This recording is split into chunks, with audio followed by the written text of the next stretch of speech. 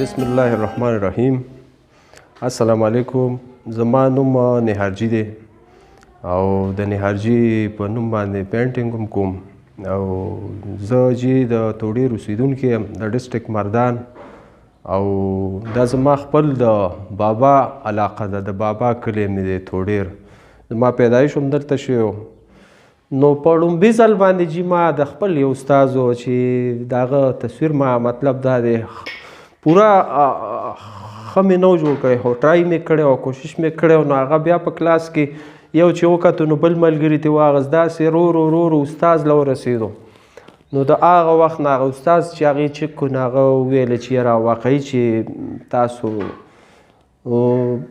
تصویر کار شروع کړئ. څه استادانو داد کړي وو او لکه مطلب دا دی څه ملګرو څه یو څه بل، نو لکه د خلکو مرستې موږ سره وې، د چا دعا به وه. نو بس نو په کیبیکې کې خو لکه مطلب زمونږ په دې پښتو په وطن کې زمونږ د خپلو علاقو کې زمونږ په لکه مطلب دا دی چې زمونږ دې کار ته په 100 کې چې کوم دی نو دا 80% خلک چې دی نو دوی ورته ښه نه ګوري او دا 20% چې دي نو دوی ورته ښه ګوري ځکه چې هغوی پوه دي، هغوی په دې څیز پوهېږي.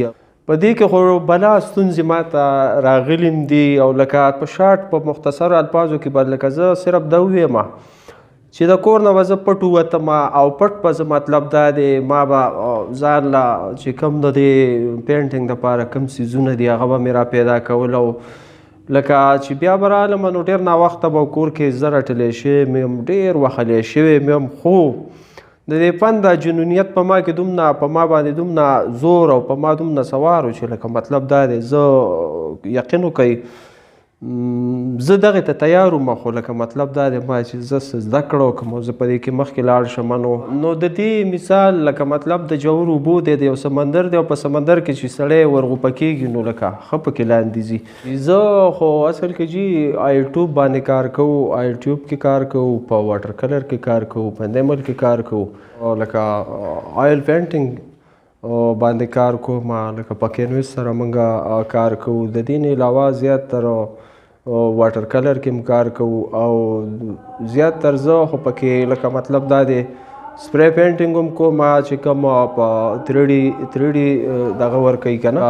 زما چې کوم استادان دي نو زیاتر متاثره زه د خپل استاد او زه ډېر اوس هم قدر کوم. الله دې له ژوند ورکړي ناصر خان سیماب صاحب چې یو بهترین آرټسټ هم دی د خپل ټیم اوس هم دی. یقین وکړئ یا بل ځای موږ سره په یو ځای کې موږ ته یو ښکلی پینټینګ جوړ کړو، خو د هغې نه زه ډېر متاثره یم. زه ته دا دی اوس خپله په دې ټایم کې هم د هغې نه زه کلیګرافي کوم، د هغې نه زه زده کړه کوم.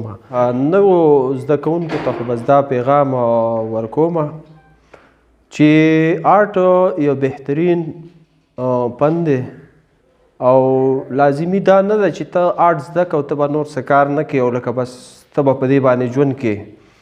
نه، دا خو په ژوند کې یو حصه ده، دا به جوړه کړې. لکه مطلب دا دی وایي فن زده کړه او د کندو په سر یې کېږده.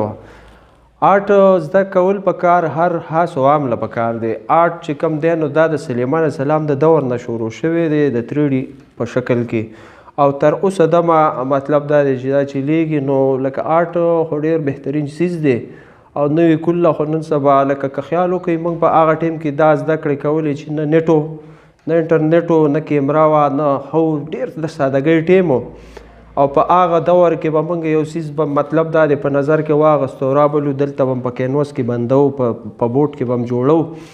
د اوسنو ته خو لکه ډېر اسانه ده، ډېر زیات لکه مطلب دا دی چې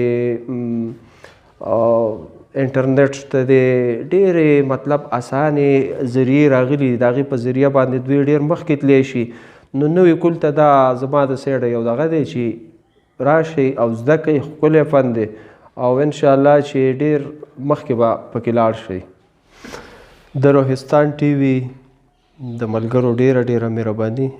علامه آباد لره چې تاسو خپل ټیم قیمتي ټیم ویستو او ما له زما ځای ته راغلی، ډېره شکریه، ډېره مننه. په الله